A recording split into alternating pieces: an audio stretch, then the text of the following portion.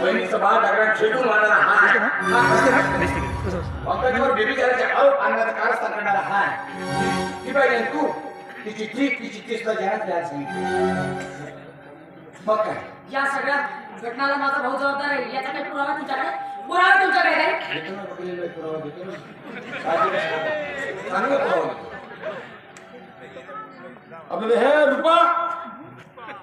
आण ते जनावर इकडं चला चला आजा हा जमाला सांगितलं ते खरा पोलीस स्टेशनला सांगितलं रूपा अगं तुला तरी शोधतो का तुझे वडील आहेत त्यांना असं हात धरून का दिसतो गुन्हेगार आहेत आणि गुन्हेगाराला शिक्षा ही झालीच पाहिजे. आधी मला माफ कर कारण हे जे वहिनीचं जे बाळ आहे ना ते मेलेलं नाहीये ते मारण्यात आलेलं आहे आणि तेही दगडाने खेचून मारण्यात आलेलं आहे आणि तेही मारले या माणसाने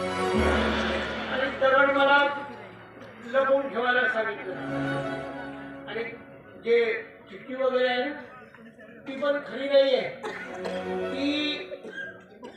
ती पाहते नाही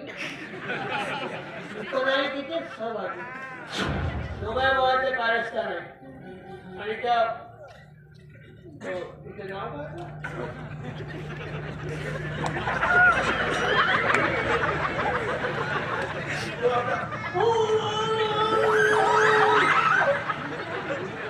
पंकज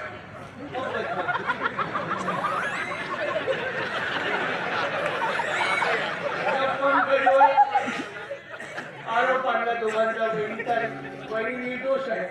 आणि हे सर्व कारस्थान याने केलेलं आहे की आता खरा सूत्रधार हा शब्द आहे. तुम्हाला तरी शोधतं का तुम्हाला हात तुम्ही वडिलांचा दर्जा दिला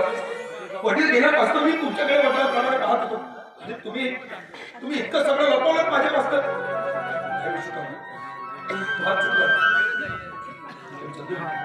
या सगळ्या प्रकरणात त्या दोघांचा हात हे कसं काय लक्षात आलं आणि त्या गावाच्या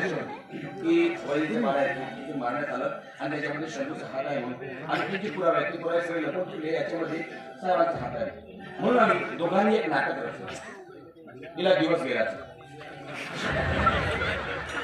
नाटक होत होती तुमच्याकडून ते पुरावे बाहेर काढण्यासाठी तेव्हा हे रस्त्यावर आले ते पुरावे सगळे काढले ते पोलीस स्टेशनला दिले ना माफीचा आता खरं म्हणजे ते दोघेही त्याच्यामध्ये सामील आहे आता तुला काय करायचं निर्णय घे चला अरे हा